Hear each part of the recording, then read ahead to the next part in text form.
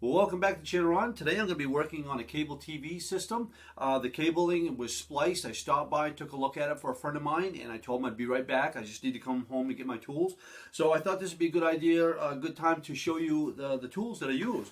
And this is a really cool little kit. It's called the Cable TV Tool Kit, but you can use this on satellite as well. Comes with the crimpers, the strippers, and the cutters, and everything you need. And also comes with a bunch of sleeves for the TV itself, and I bought an extra bag of them and I actually keep them underneath here. So I'm going to throw this in the car, and then we're going to go over and climb up into his attic, and I'm going to repair it and show you how this tool works. So let's get started.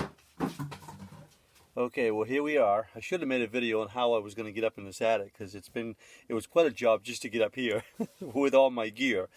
So my lighting is kind of terrible, but I'm going to do the best I can. The reason why I wanted to do it up here in the attic is I want to show you what a real life situation is like rather than me doing it back in the studio. So let me get everything situated here and we'll get started.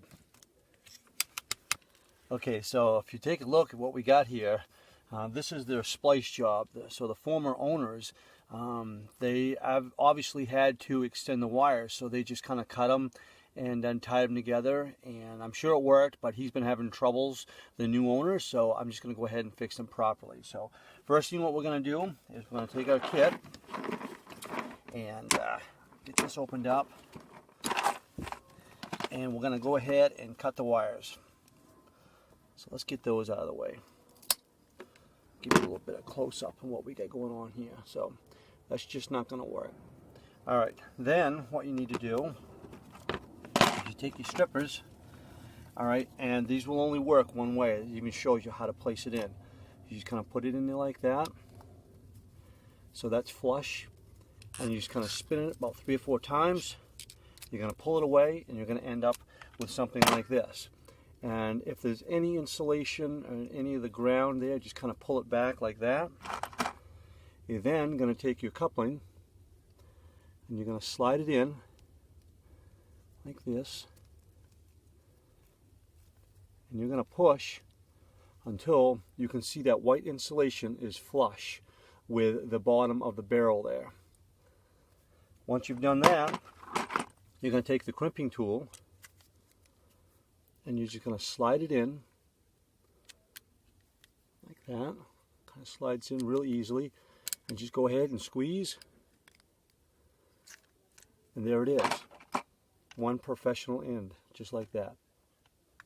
Go ahead and do it again on the other side here so I can show you, in case I can't see my camera very well like in the studio. So again, shows you right there which way to place it. Pop it in like that, kind of flush. Turn it 2 or 3 times. Go ahead and pull.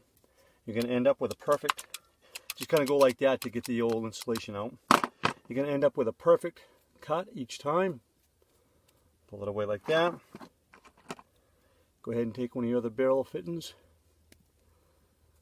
Go ahead and slide that in. Again, you want that white insulation kind of flush with the bottom of that barrel. One more time, you slide it in like that, crimp it, and done. That simple. And go ahead and take your coupling, because you're going to need a coupling to couple it together.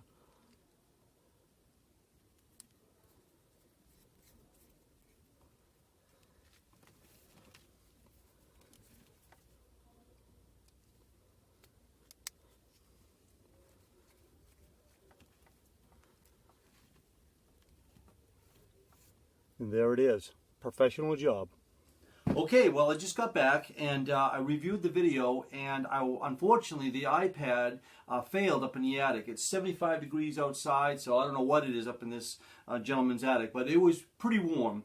But I was going to show you in real time how quick it was to put this together, and the iPad failed. And it also failed as I was putting the coupling on the F connector as well, so you'll see that in the video.